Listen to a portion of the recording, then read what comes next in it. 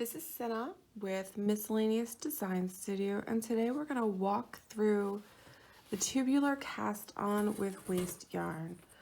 What I've done so far is I've used my waste yarn. It's just a worsted acrylic.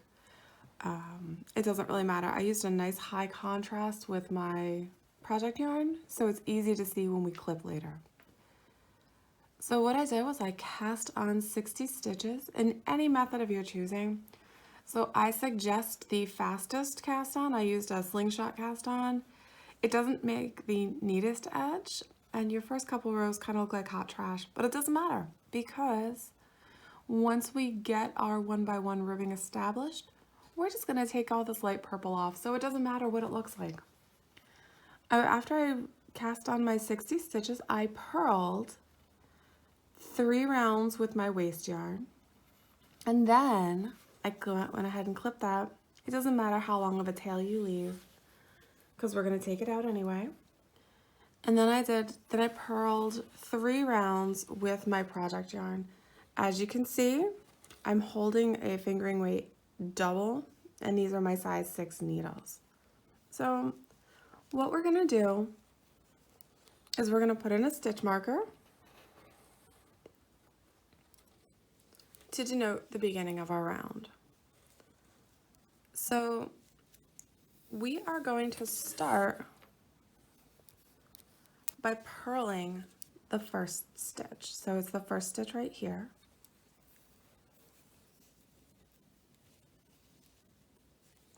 And then this is where things get a little weird because we're going to end up with 120 stitches at the end of our round.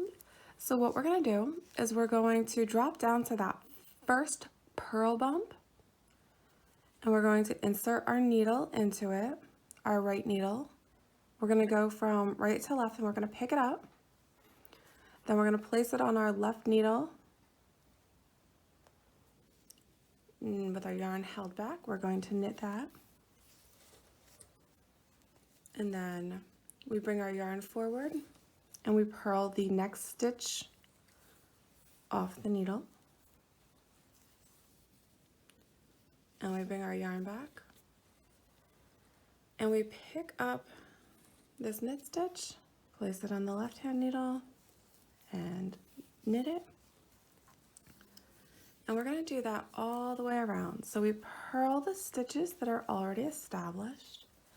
And our knit stitch in our 1x1 is created by pulling up your purl bump and then placing it in just the right spot to knit it. So we're going to do this all the way around. It's really boring.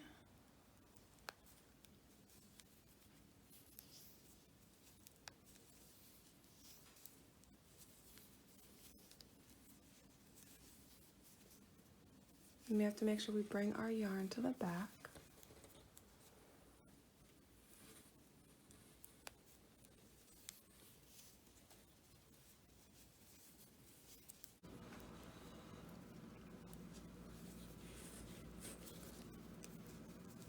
So as we get to the very end of our round, we've been purling and picking up and knitting this entire time. Awesome. So what you're gonna find is when you get to the very, very end, you will say, I have ended with a purl stitch. And that's when I will say, oh, we've got some other fanciness to do. So here we are. Here's our purl stitch. Here's another purl stitch. So we are going to pick up and knit another stitch.